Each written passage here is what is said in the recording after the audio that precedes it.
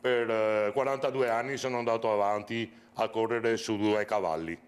Cioè, uno era la musica e l'altro era il lavoro da bidello. Perché lei tuttora fa il bidello? Tuttora lo faccio ancora per gli ultimi 8 mesi.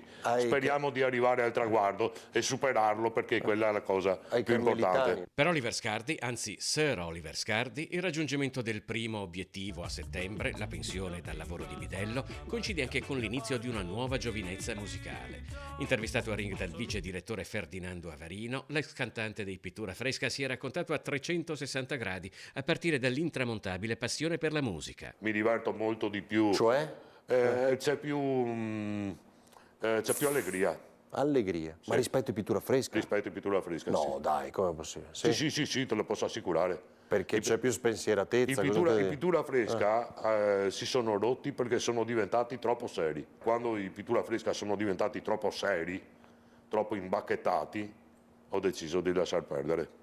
E proprio un concerto con i nuovi compagni d'avventura potrebbe festeggiare il raggiungimento della pensione. Questi più di 30 anni di attività, dall'esplosione del successo dei Pittura Fresca, racconta Scardi, sembrano trascorsi in un lampo, ma è il mondo d'oggi a ricordarci che il tempo è passato. Fin prima di 35 anni fa gli ideali erano pace, amore, giustizia sociale, equità e fratellanza.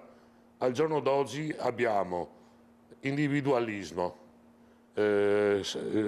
smania di potere, il denaro prima di tutto. In ogni caso, Scardi non ha perso né la voglia di cantare e suonare, né quella di osservare e commentare ciò che vede. La sua ultima canzone si intitola Ferragni, con una R sola. Non ce l'abbiamo su con la Ferragni.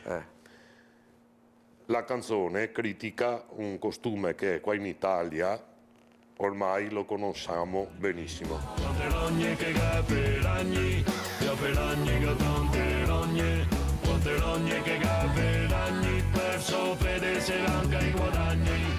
A me dà molto fastidio che persone che hanno soldi e potere, invece di mangiarsi i propri soldi, divertendosi, mangiando, bevendo, facendo qualsiasi cosa, approfittino delle categorie più deboli per raggranellare denaro.